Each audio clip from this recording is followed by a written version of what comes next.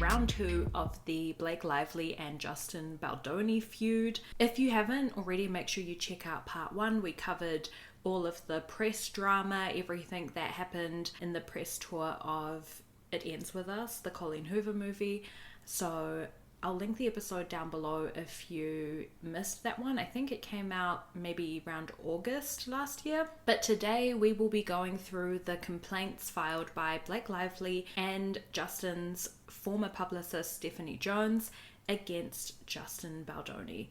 So lots to get through. I'm very excited. I'm feeling a bit like a lawyer, if I'm being honest, because at no point when I started this podcast did I think that I would be going through this many legal documents. Before the year ended, we covered the Cassie and Diddy lawsuit as well as a bunch of the other lawsuits filed against Diddy, and honestly, I think I've read more legal documents in the last 6 months than I have in my entire life. I will say, I think we are in the age of civil lawsuits, and I think that this is a trend that's going to continue into 2025. I think we are moving past the put your head down and just, bear with asshole behavior. We are in the age where people are like, actually, fuck it, we need to expose people. Honestly, this is something that I have been noticing post-pandemic. It feels like people are just sick of shit. And maybe I'm just projecting a little bit, but I do think politically and socially, I've been seeing more of this nah, actually, fuck this attitude. I'm not just gonna put up with this bullshit. I'm actually gonna do something about it, and I'm actually just gonna call your shit out. I feel like we've just been seeing more of that. Quite recently, this is something that I haven't even spoken about on this podcast, but if you are a fan of maybe Zach Bryan or Brianna Chicken Fry, in their breakup drama, Brianna was offered money to basically sign an NDA and not discuss the ins and outs of their breakup, and she turned it down. She went, no, fuck you, I'm gonna tell the entire world what it was like dating you and how much of a piece of shit you are, and no amount of hush money is gonna stop me from doing that. And similarly with all the Diddy things as well, people are sick of it. I think people are sick of being silenced, and not to extrapolate celebrity pop culture and what's happening here with Blake Lively and whatever to crazy proportions. But I think it's interesting if we look at the state of the world right now, we are at rock fucking bottom. It feels like just the other week in Aotearoa we were having to make submissions against a bill that was upstraight out of the 1800s, and it's exhausting. And the thing is, when people, and by people I mean you and me, right? I'm not talking about the upper 1% or whatever, but when people hit rock bottom, that's when the rich should start shaking in their boots or their Louboutins or whatever the fuck they wear. Because when people have nothing left, it also means that they have nothing left to lose. And people with nothing left to lose do some crazy shit. I do think we are in this age where people are just going to start calling out bullshit a bit more, and this also gets forecasted, I guess, into the celebrity sphere, is at least my opinion. But yeah, wow, what a rant. Welcome to 2025, by the way. I just came out of the gate and I've been flying. Can you tell that I haven't been recording or podcasting on my break? This is my first time sitting down in front of the mic again, and yeah, I have thoughts. I've been quiet for too long. But yeah, I am really grateful for everyone who is back in 2025. I hope you had an amazing holiday period and got to catch up with the people you love, whether that's family or friends or whatever. And I'm excited for the new year. I am someone who enjoys a fresh start, and I do enjoy a new year, even though you get the people who are like, oh, it's just another day, isn't it? But no, to me it's not. I do really like breaking my life into these yearly segments, I'm on board with that. So I'm very excited to be in the new year period, feeling very energized. As you can tell, I'm feeling a lot of things. There's a lot of thoughts swirling around my head, but I'm mostly excited to be back and talking with you all. I've missed you. Please let me know how you have been going. What pop culture news, if any, have you seen over your holiday break? I've been a little bit unplugged the last couple weeks, but I'm slowly microdosing pop culture again and like getting back into the swing of things, whatever. So yeah, I'm really energized. I'm feeling fresh. I've got some interesting episodes lined up. I think we're in for an interesting year. I think we're living in an interesting time. It feels like a lot has been bubbling up the last couple of years, and I feel like a lot of things is going to come to a head this year, and people are really going to just have enough and speak out about things and just not give a shit about protecting the rich or protecting the wealthy like we maybe historically did do. So on that very positive note, remember, if you enjoy the show and would like to support it, then please do leave a rating. You can leave a comment on Spotify, written review on Apple Podcasts, and you can follow the show so you never miss an episode. I'm also on socials at Mood for Feud, and I'm always looking to chat pop culture, so send me a message there. Alright, let's get into Jake? Oh my god, that's their ship name. Blake Lively and Justin Baldoni. Justin. 'Cause you're just a man. It's just what you do. That's the first thing that popped into my head when I saw that first headline that Blake was filing a complaint against him and his company Wayfarer. I was like, we knew it. We knew he was too good to be true. We knew that he was just a man at the end of the day. I did re-listen to my episode from August about the It Ends With Us press tour because I was like, holy shit, do I need to pull that episode down? Like, what did I say about him and Blake? Like, how badly did this age? I was scared. But I have to say, when I re-listened, like, sure, there were a few things that I maybe, like, got wrong, but I actually think overall the episode aged well. There were a lot of instances where I talked about not trusting Justin and feeling like there is more to the story. And, you know, we also discussed his like squeaky clean digital footprint and how sus that was. Just the fact that there was zero dirt on him, and now we kind of know why. It's because he had this team of brutal, ruthless publicists basically scouring the internet and removing anything that even had a smidgen of negative information about him, so that by the time August rolled round and naive little me's trying to write up this episode, I'm like, where is all the info? Because although he's not as like A-list or high profile as Blake Lively by any means, he has been in the entertainment industry and working like as a director, you know, producing movies, writing documentary series, whatever. I just expected there to be more info. It was really odd that the only stuff I could find about him were what a great guy he is. And there was nothing, not even a crumb of a controversy.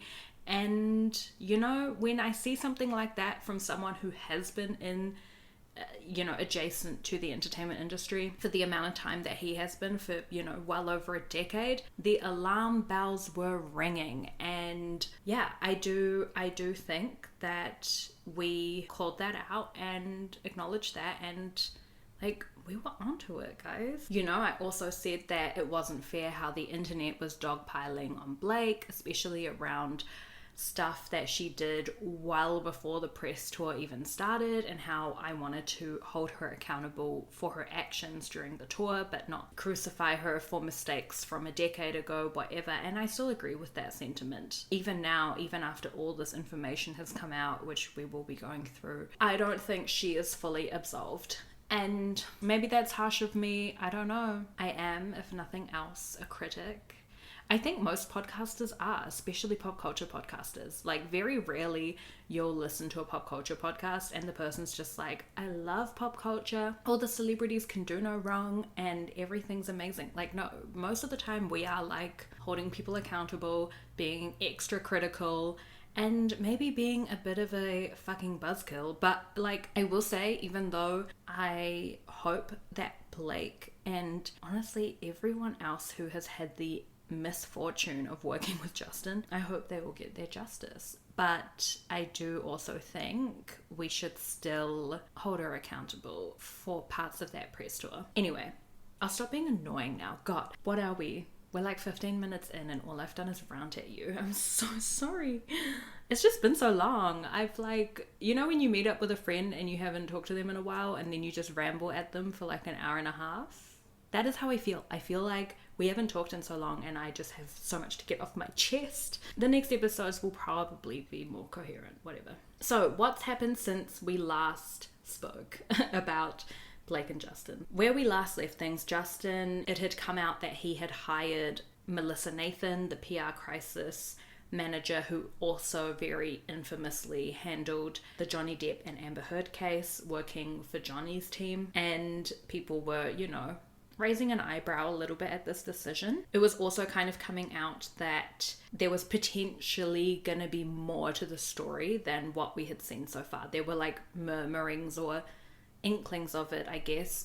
If you recall from last episode, we spoke about a TikToker, Jenna Redfield, who was making all these TikToks about the drama and then very abruptly stopped and basically said that she had been told that there would be incriminating information coming to light that would completely flip the narrative, which now it has.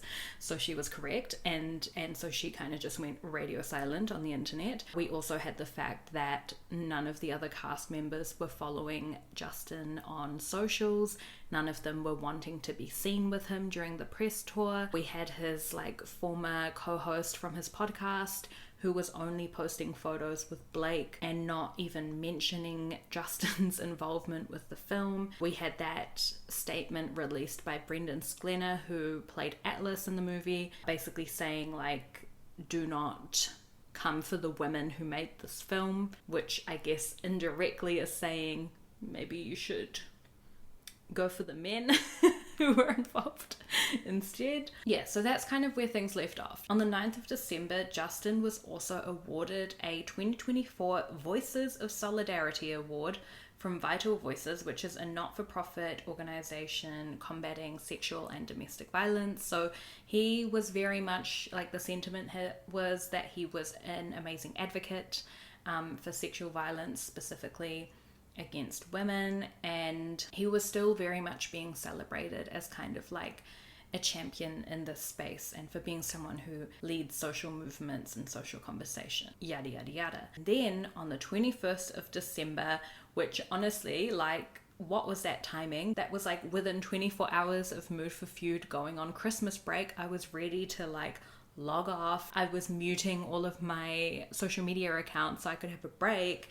And what happens? Blake Lively files her complaint with the California Civil Rights Department against Justin Baldoni, Wayfarer Studios, Jamie Heath, he is the CEO of Wayfarer, and Steve Sarowitz, who is the co-founder of Wayfarer, or should I say the co-funder, because he is like Justin's kind of under the radar billionaire friend who basically just pumps money into whatever projects Justin wants to pursue. The complaint was also against Melissa Nathan, the PR crisis manager, and Jennifer Abel, who was working in Justin and Wayfarer's PR team, and a bunch of like other smaller companies that I don't know, I didn't care about. So I'm not going to mention them. And then that same day, like honestly maybe even hours, within hours of this complaint being filed, the New York Times releases their article titled "We Can Bury Anyone Inside a Hollywood Smear Machine." And this article exposed some of the really dark and sinister inner workings of the Hollywood PR machine and how simple, I guess it is, to very consciously and deliberately shape public perceptions and also manipulate the internet discourse. And it was specifically talking about Blake and Justin, or I guess the smear campaign from Justin's team against Blake, as an example of just how deliberate some of these things, these moments that we see on the internet, just how deliberate they truly are. Now, obviously, this does indicate that the New York Times were obviously tipped off, or maybe even had been like working quite closely with Blake Lively and her legal team, because they just immediately had all the info all written up in a nicely polished, nicely edited article. They had screenshots of the text conversations that were in the complaint. Like, you could just tell this piece had been worked on before Blake's complaint dropped. So interesting. It was like a twofold defense move by Blake and her team. It's like the legal side, but we're also going to address the public side as well. Now, the article is very interesting. I heavily recommend reading it, particularly if you're not going to read the 70 whatever page complaint, which is honestly fair because I did that. And I mean, it was interesting, but it's just so like legal jargon, you know? So if you want a bit more of a creative read, I guess, definitely check out the New York Times article, and I will link it in the show notes as well for anyone interested.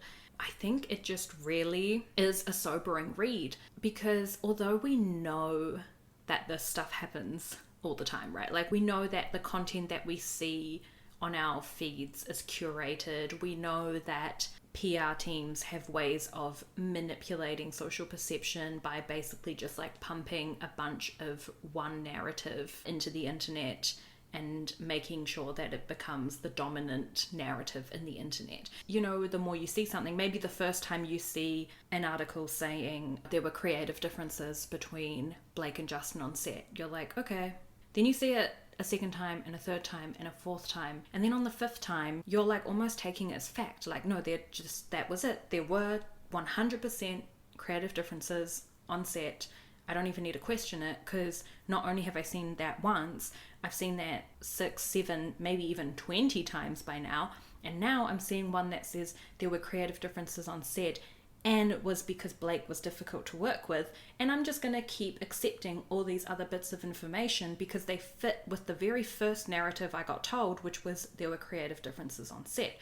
So if you keep telling me the same narrative, but now you're sprinkling in, and the reason was because Blake was difficult to work with, or because Blake wanted a Barbie movie moment, or because Blake was trying to get better press for her hair care line, or because Blake was wanting to highlight the Wolverine and Deadpool movie that her husband Ryan Reynolds was starring in, I'm just going to start believing all these little tidbits of information because they fit with the very first narrative that is now basically cemented in my brain as fact, right? And so in this way, it is incredibly easy to like sway public opinion, I guess, or manipulate the way that people are perceiving things. And especially in this digital age, it's like only even more simple because, you know, we have bots. We've already talked about bots. I'm not going to go into my bot rant again.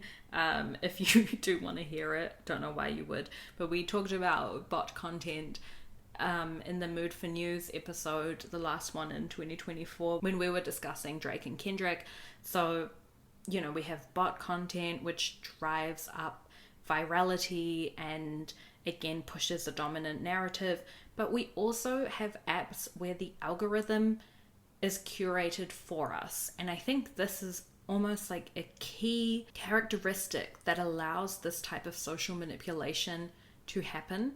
And it's because, you know, if you think back maybe 10, 15 years ago, I would scroll Facebook and I would only see content from people that I was friends with.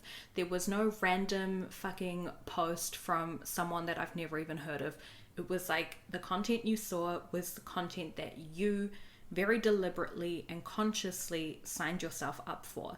And similar with Instagram, right? We used to just have the one feed, which would only show us photos, videos, whatever, from people that we followed. And now that couldn't be further from the truth. When I log onto Instagram, I hardly ever see content from people I'm following because most of the time I'm going to be on the Reels page, which works similar to TikTok, where you're just on a feed and the algorithm, which like even just, guys, I've been locked up for too long, but even just the way we talk about and have personified the algorithm and made it into this thing is so crazy. But you only see content that the algorithm shows you, right? And so you don't even choose anymore. Like, you don't even choose what you're seeing. Someone else does. And that someone else, yes, in part is the algorithm, but in another part is also very deliberately PR teams, people who have something to gain if the public are speaking or thinking or contributing to a particular narrative. So we know it happens, but the New York Times article just shows you how brutal that actually is, and how very well thought out this process that we attribute to being random or driven by the algorithm or driven by the people, right? By TikTok users, realizing that that's actually not the case, and just realizing how easy it is to win over the masses. I do think it's something that we should all be more aware of, so that when we see this narrative being pushed, we can still activate the one brain cell that we dedicate to critical thought and go, wait a minute, who benefits if I believe this narrative, right?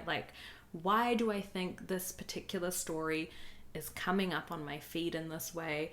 And yeah, just have even just an iota of critical thought, and then scroll and get to the next video, because we don't want to linger on the big bad for too long.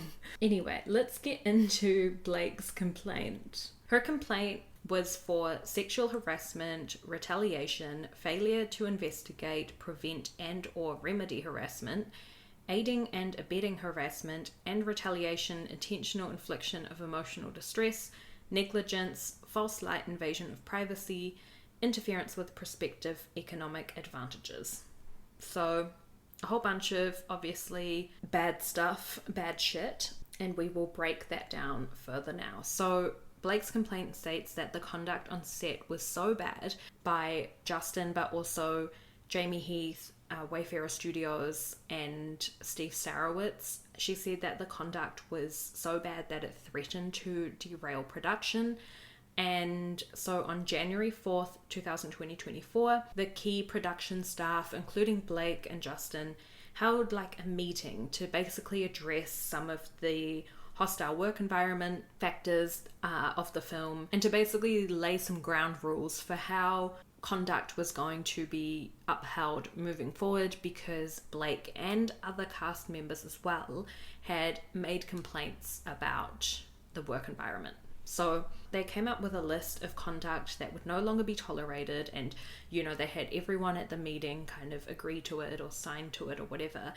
And there are 30 items on this list of conduct that should no longer, be happening. And some of them are what the fuck? The fact that you even had to write this down, the fact that people weren't just already doing this is nuts. I won't go through all 30 of them, but I pulled out some of them just to give you a taste of what some of this conduct was. Number 1, no more showing nude videos or images of women, including producers' wives, to Blake Lively and or her employees. Right off the bat, it's what the fuck?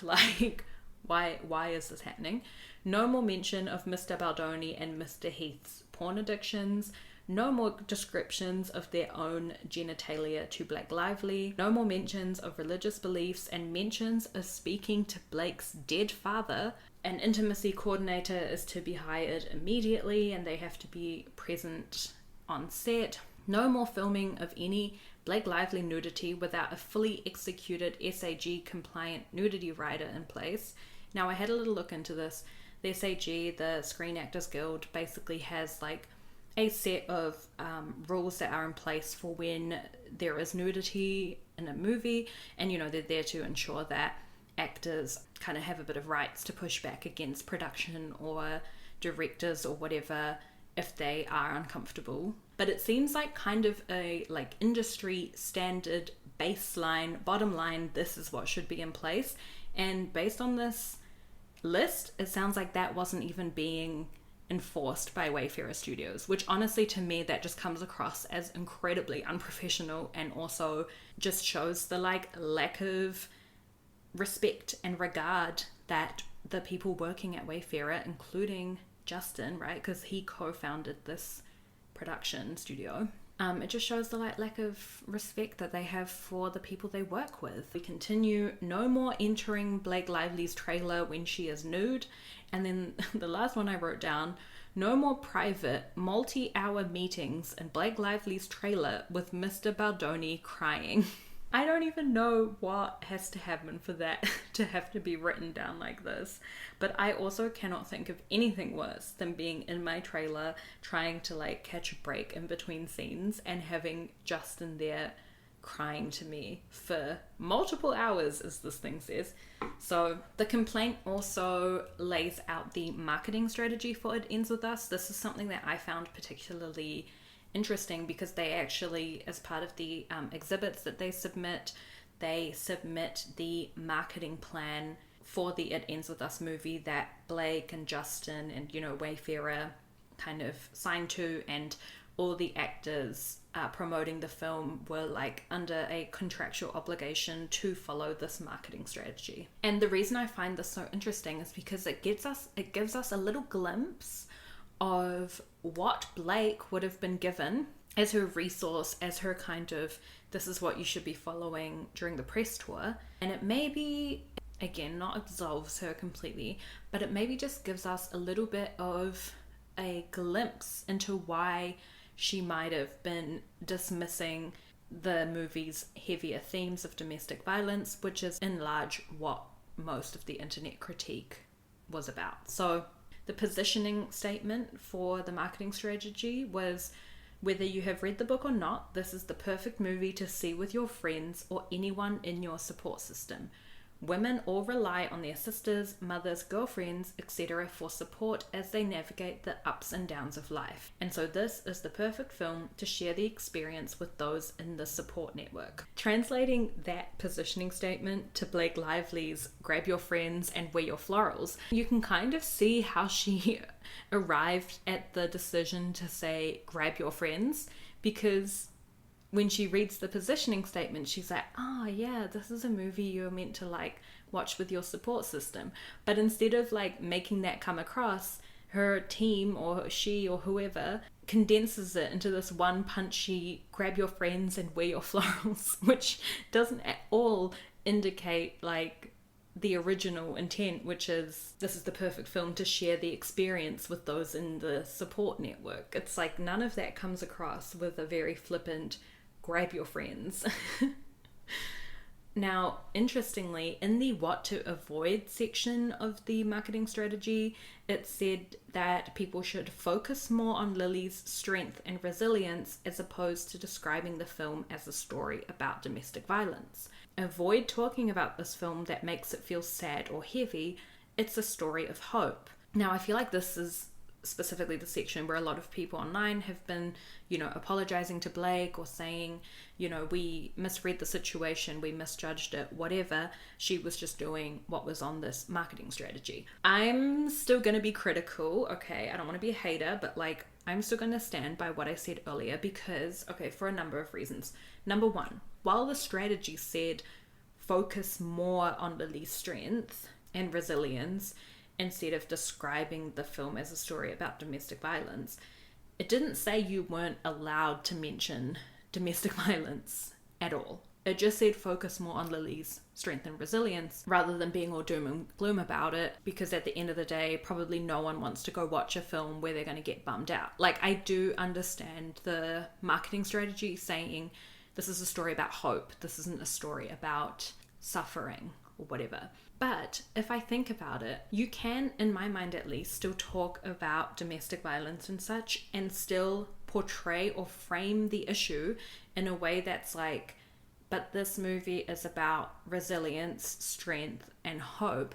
And unfortunately, do you know who I think did actually do that? Was Justin, when he very famously had that quote where he said, if a Lily Bloom can sit in the theatre and maybe make a different choice for herself, that's what I want people to take away from the film. There's a perfect way where you can still acknowledge the like fact that this movie is about domestic violence, but still frame it in a hopeful way, right? He's not like, God, I don't want to like gas him up too much, but in my mind, that's the perfect example of reframing it, because he's saying, but the point isn't to like bum you out or make you sad or make you feel hopeless. The point is actually, if someone's sitting there and they recognize like, this situation kind of mirrors my own situation, and if they get inspired to make a different choice based on the film's hopeful messaging, then that's a positive outcome. Why couldn't she do that? Why couldn't Blake do that? My personal opinion is because Blake is fucking out of touch. Like, to have that kind of ability, I guess, to think critically about an issue like this, you have to somewhat be living in reality. And like I mentioned a lot in the last episode, I don't think that's the case for Blake. I think she is incredibly out of touch. The second reason why I still feel like we should hold her accountable is because she was a producer for this movie. Now, this means that she had heavy creative control over it, or we know that. She spoke openly about that. Justin also spoke openly about that, which in my mind also means she would have had a hand in the marketing strategy. And I still think she should have recognized that, yes, it's important to focus on strength, but also, like, we are profiting off of a story about domestic violence, so let's not completely silence that issue and, like, not talk about it. If she has the approval to determine, like, the crew that work on the film, approve wardrobe choices, have her own fucking husband rewrite one of the scenes in the film, then she probably also had control over the marketing strategy. So to go, oh, you know, like, see, they made me not speak up about domestic violence because it was written in this A4 marketing strategy. No, like, you were probably a big part of developing the strategy, in my mind.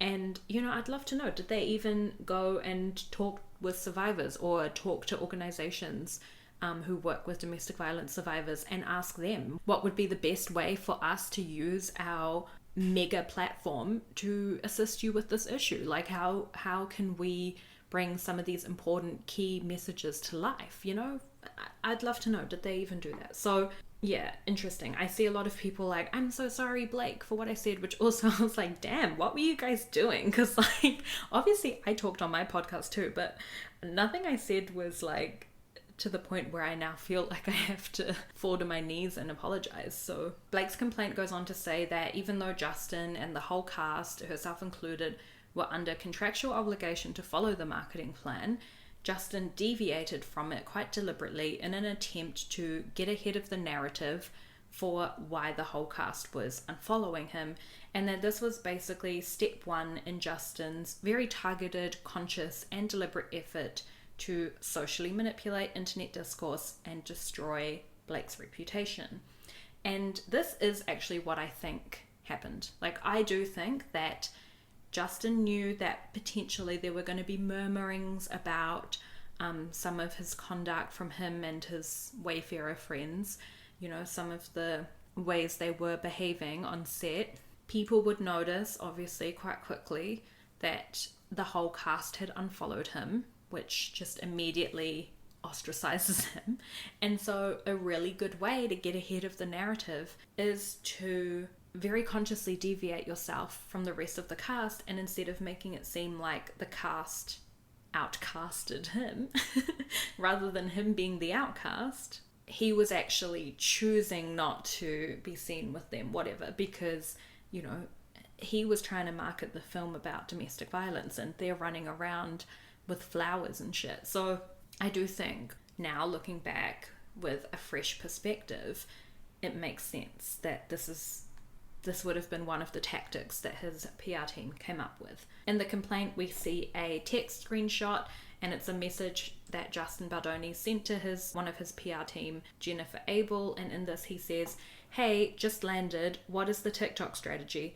I'd like you guys to start posting me only talking about domestic violence and clips and why this movie is so important." So again, we can see that this tactic for him to only be seen talking about the issue and have everyone else look like they don't give a shit about the issue was like a very deliberate choice by him and his team. Now, he also asks his team to share content of survivor stories that have been messaged to him. Thankfully, his team are like, I don't know if like sharing private DMs that have been sent to you privately is the way to go, Because what the fuck? Why would you want to exploit the community of people who trust you enough to tell you their traumatic experiences, and now you want to screenshot that and like post it on your story so that people can be like, wow, what a good guy. Like, what the fuck? Straight to jail. And then the complaint also accuses Melissa Nathan, the PR crisis manager, of astroturfing. And astroturfing is the act of publishing opinions or comments on social platforms appearing to come from an ordinary person. And we've talked about this. This is something that I believe happens all the time. I was like, oh, there's a name for it? I thought that was just called PR. We also see a text exchange between Jennifer Abel and Melissa Nathan. Jennifer's basically explaining that Justin doesn't feel protected by the PR crisis plan that was sent to him. You know, he's worried that they're not doing enough, that Melissa's team isn't doing enough. So in the messages, Jennifer says, I think you guys need to be tough and show the strength of what you guys can do in these scenarios. He wants to feel like she can be buried. And then Melissa replies, of course, but you know, when we send over documents, we can't send over the work we will or could do, because that could get us into a lot of trouble. We can't write it down to him. We can't write, we will destroy her. You know, we can bury anyone. So sinister, so dark, and of course, so true. We also see messages from Justin sending a screenshot of a Twitter thread titled Hailey Bieber's History of Being a Bully, and he writes, this is what we would need. Like, he wants Blake's reputation to be damaged to the point that if she ever speaks up about misconduct on set, people will be inclined to not believe her. The complaint continues that Justin and his PR team engaged in a full social account takedown, including Instagram, TikTok, and Reddit, and started threads discussing theories of the film.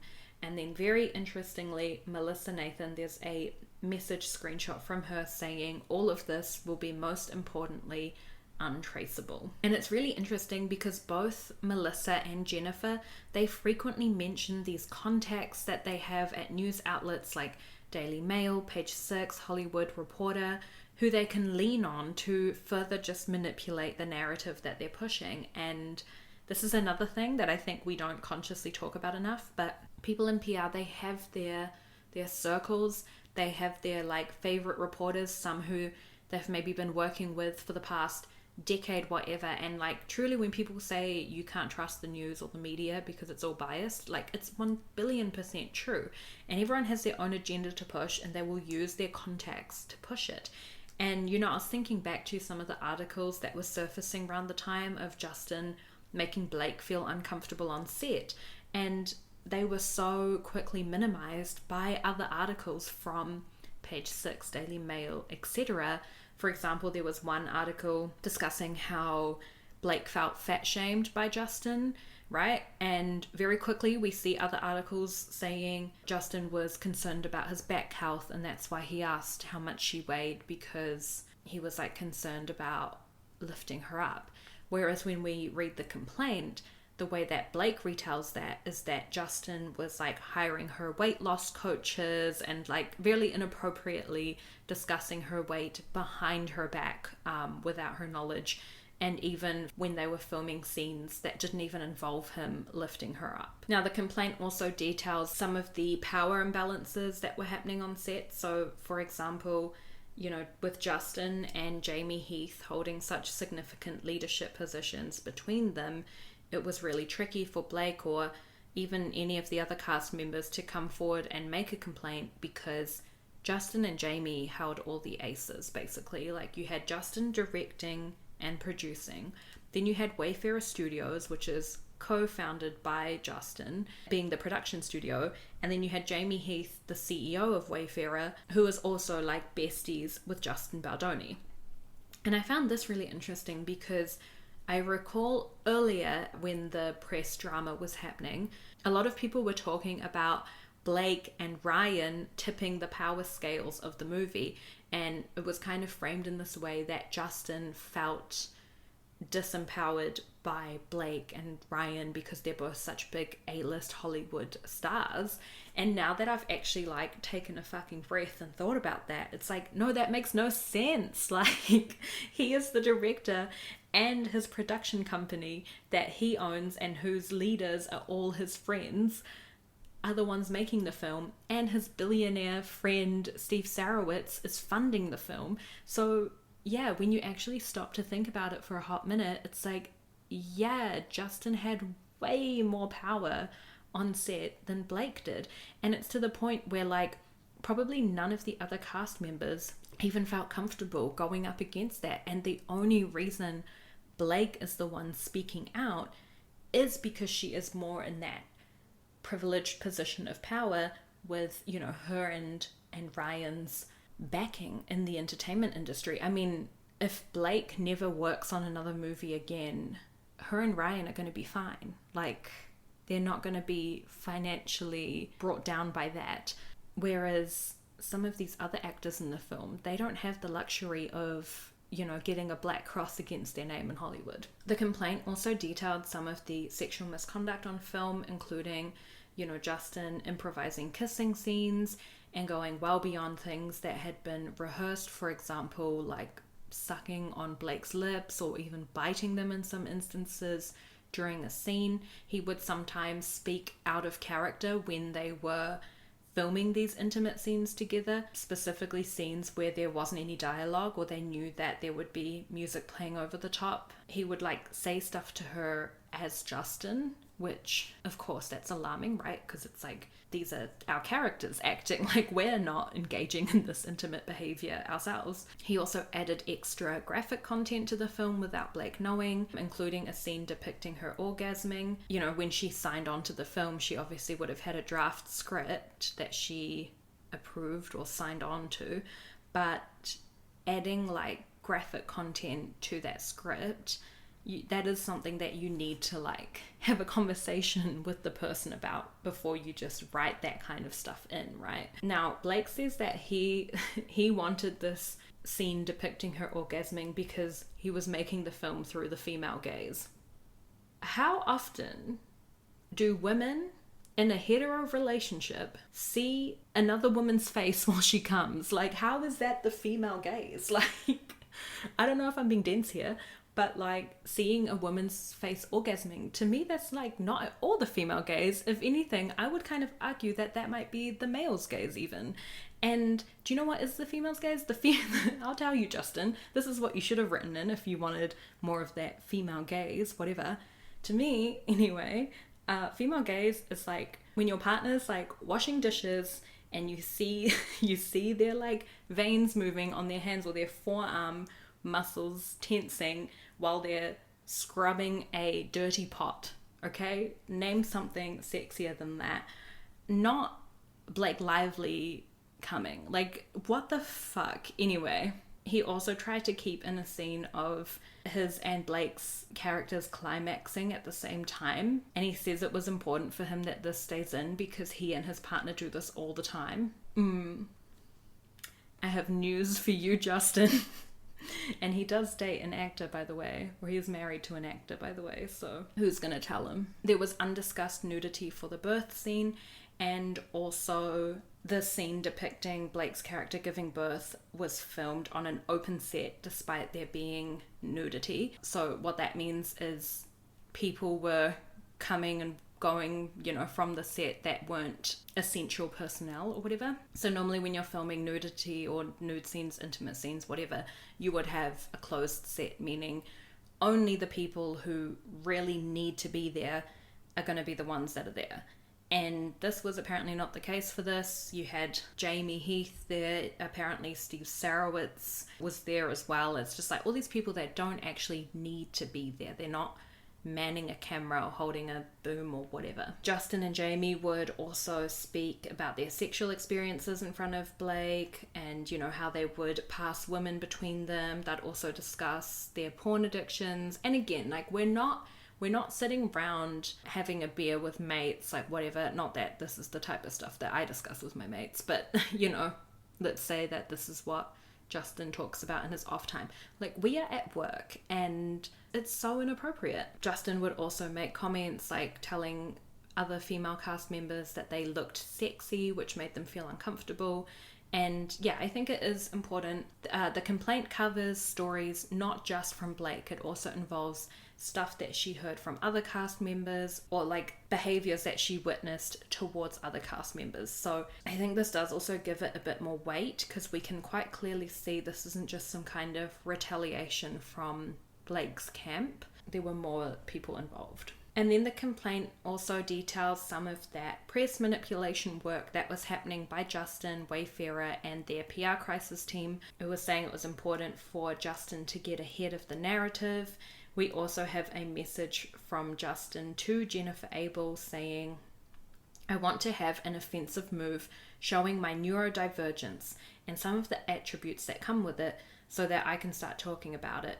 Most anything that I have been accused of is social awkwardness and impulsive speech." So, excellent, as if his behavior wasn't bad enough. Now he's trying to play the neurodivergent card so that if anything comes out about him, it's, oh no, I don't have social cues. Sorry, I didn't realize that speaking about my porn addiction at work was inappropriate because I'm neurodivergent. Like, what the actual fuck? There's also allegations that fake accounts were used to push pro-Justin commentary on posts about Blake's hair care line, Blake Brown, and the complaint highlights 2 accounts that commented on the Blake Brown account, and both of these accounts have 0 posts, 0 followers, and 0 following, which just shows like it's a fucking finster.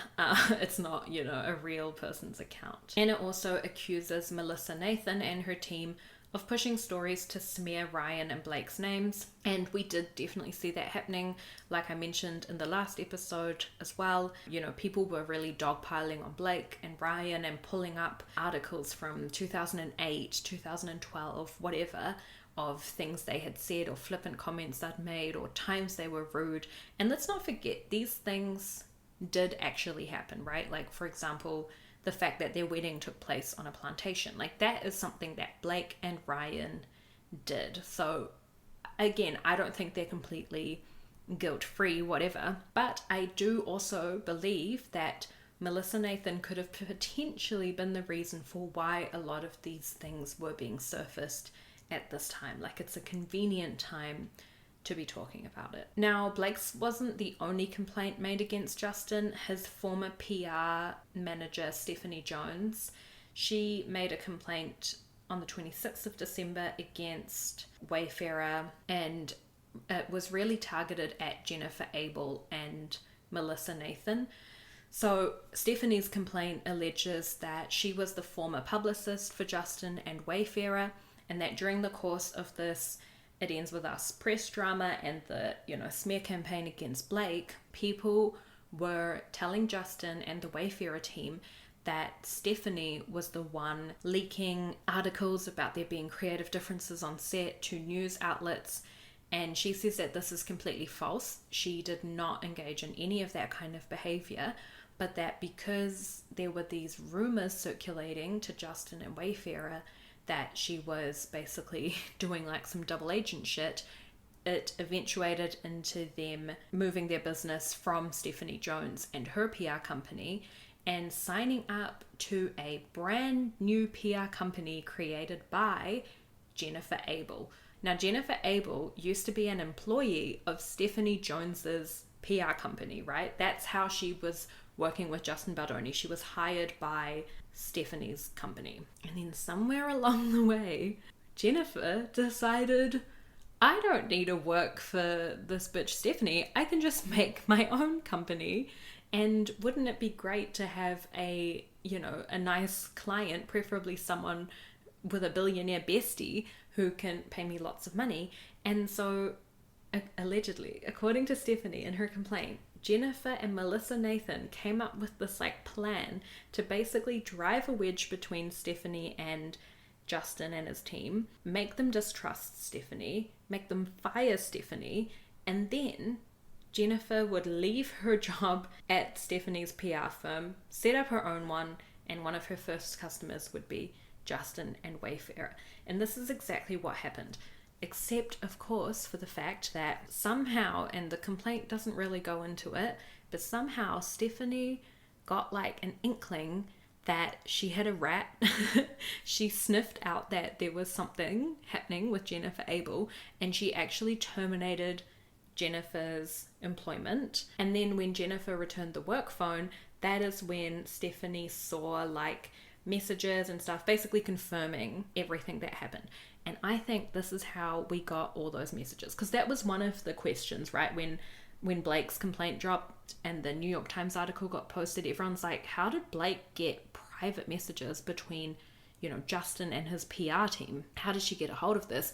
And I truly believe this is how, because I think for whatever reason, Jennifer was dummy enough to like do all this backstabbing from her work phone, which meant that when she had to give the work phone over, when she was terminated, all her shit was still on there. And I think this is where all those screenshots come from, because when you look at the screenshots that we have, they all are messages involving Jennifer. So her phone is like the one that got compromised. Now, since all of these complaints have come out, Justin has been dropped from his talent agency, William Morris Endeavour, and I did read somewhere that he had been stripped of his award that he won, but I'm not entirely sure if that is true or not. Obviously, Wayfarer and Justin Baldoni are denying everything.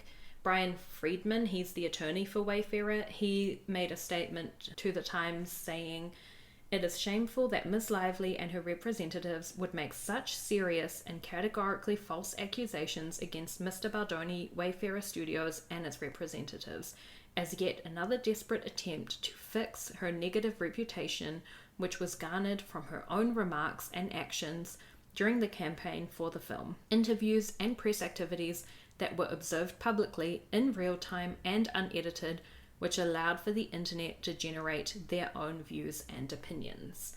But again, I find that statement so interesting because the internet can so easily be manipulated by undisclosed ads, undisclosed affiliations, bot-driven content, etc., etc. He goes on to say that the PR crisis manager was hired because Blake was making threats to not show up on set and to not promote the film, and so this was like a preventative measure by Justin and his team. He claims that Blake also hired a PR rep, Leslie Sloan, to plant negative, fabricated stories in the media before the film was even marketed. So he's kind of trying to say like Blake and her team shot first and we just were protecting ourselves. They deny taking any proactive or retaliative measures and says that the texts depicted in Blake's complaint only show internal planning and strategizing, which is standard. And then he called out Blake's choice to make a complaint rather than a lawsuit,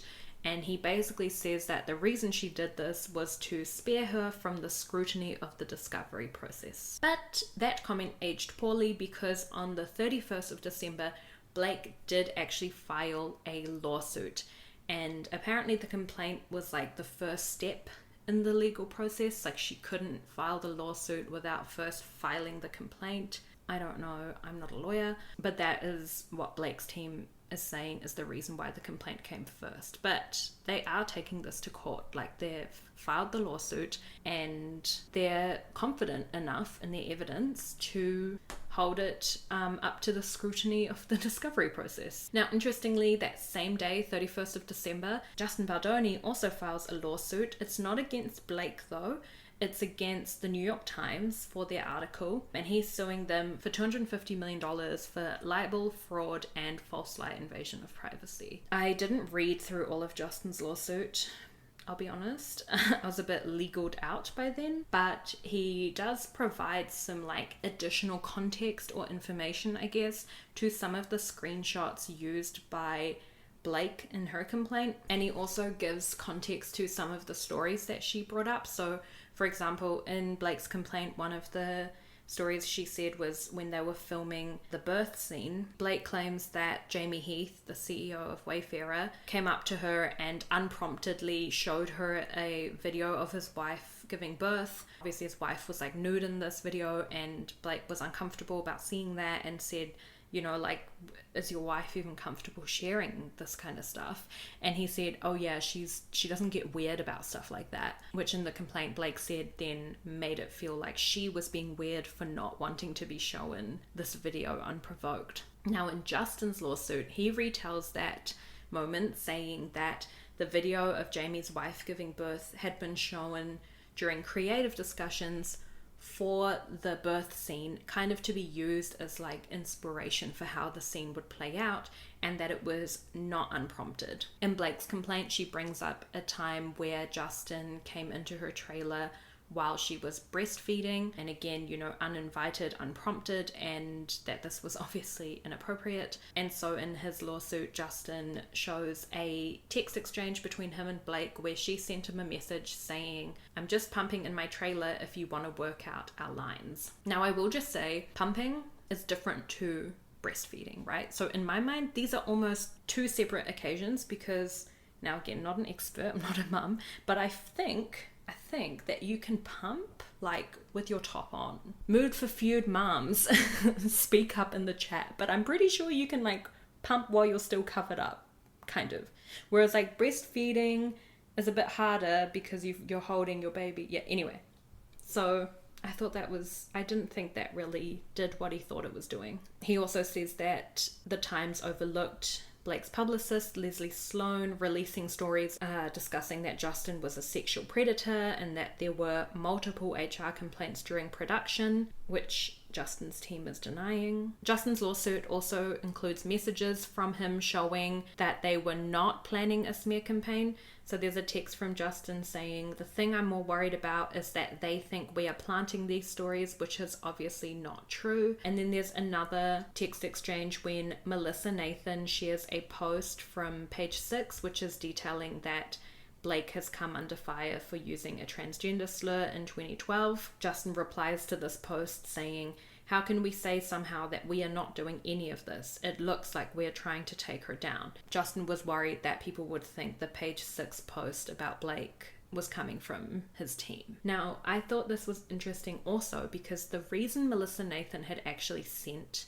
that post from page 6 was to show an example that Blake's team were using bots. Now she writes in her email where she sends this page 6 post, she says, this below should answer everyone's question on what a bot team looks like when every single comment suddenly skews in her favor in a nonsensical way. And I went to the post that she is referring to, and it was posted August 19th, so very much amidst the Blake slander and the Blake hate train, right? And she is right. 98% of the comments are pro Blake, and the timing is so off because it's like at that time most of the internet discourse was not pro Blake. Obviously not all the comments will be from bots, but it is pretty jarring to see this post, which came out August 19th, be filled with comments saying, this happened in 2012, why are we dragging this back up? Stop trying to smear Blake's name, blah, blah, blah. Did I not say the other day that Ryan and Blake use bots? I'm pretty sure I said that. Let me roll back the tapes. But it's when you see that exact same wording, that exact same sentiment and grammar that then gets completely posted everywhere. I've seen it a couple times. I've definitely seen it with Blake and Ryan. And I'll be honest, when I made that like grand claim, I was kind of like speaking from an inkling. But I fully believe it now. I fully believe my claim. Now, the New York Times has made a response to Justin's lawsuit. They said, we plan to vigorously defend against the lawsuit. The role of an independent news organization is to follow the facts where they lead. Our story was meticulously and responsibly reported. It was based on a review of thousands of pages of original documents, including the text messages and emails that we quote accurately and at length in the article. So they're not worried. But that is kind of everything that we have so far on this round 2. Where do you think things will go from here? Honestly, I'm not entirely sure. I think we will see the next things kind of play out in court. There's a lot of he said, she said, like literally, which is expected because, you know, two people can experience the same moment and have completely different recollections of it or feelings for how that went. And so a lot of Blake's complaint is incredibly subjective, and a lot of what Justin's saying in his lawsuit is also subjective. So it's really difficult to know how things actually went down. And a lot of these comments or moments that they discuss, like context and tone and the way it was said and when it was said and how it was said, all really importantly play into what would have happened in the moment. And it's really tricky to know those kinds of nuances when you're just reading one person's account of it at a time. I don't think this discredits Blake's complaint though, even though there will be discrepancies, and I'm sure Justin's lawsuit will pull up some of those discrepancies as well. To me, it doesn't change the fact that Wayfarer Studios did not have the appropriate measures and systems in place to create a safe work environment. And I think this is what it comes back down to, because even though the complaint is focused a lot on Justin said this or Justin did that, he called this woman sexy, whatever. At the end of the day, the thing you can't really discredit, the thing that Wayfarer can't discredit, is the fact that there were incredible power imbalances on set, is the fact that they did not have appropriate measures in place. They didn't have a COVID-19 policy. They weren't following that SAG nudity rider. They were doing things that generated a hostile work environment. So I can fully believe Blake's complaints. And I'm hoping that others who were on set will have the courage to come forward and just ensure that some of those more subjective claims in Blake's complaint are actually cemented. I guess my final thoughts on this are just the timing of this was crazy, right before Christmas, and then both of the lawsuits filed on New Year's Eve.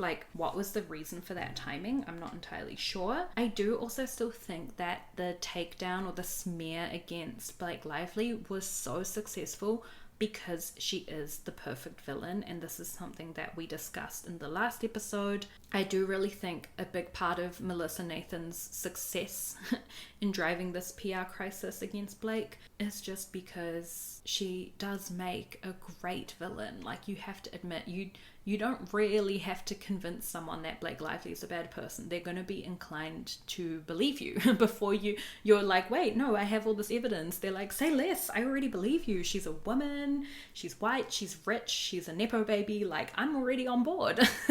I fucking hate that bitch too. So it was a very easy target, I think, for Justin and his PR team. And yeah, go read the New York Times article. I think it's very sinister to read how easy it is to manipulate the internet. And also it's a good reflective moment of I'm really easy to manipulate, and maybe I need to step away from my For You page every now and then and just form my own opinions, or not, do what you want. But yeah, I do still think there were things that Blake did wrong during the press tour, regardless of that marketing strategy or whatever. Nowhere in the strategy did it say, hey Blake, create an alcohol line, for the film. I also just don't like Justin Baldoni either.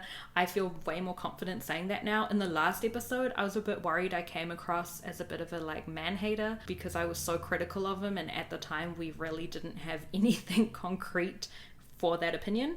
But now that all this has come out, I'm happy to say, yep, I kind of don't like him either. But that's all of my thoughts on the feud. As always, let me know all of your thoughts too. I'm happy to be back. I'm excited for 2025, guys. And I think there's going to be some amazing episodes coming out, and probably some less rambly ones than this one. Don't forget to rate and review the podcast if you enjoy the show, and please feel free to leave a written review. I love my words of affirmation. And you can connect with me on socials at Mood for Feud. I hope everyone is crushing their goals this week, and of course, keeping out of trouble. Don't get into any feuds, and I will talk to you all next week. Bye!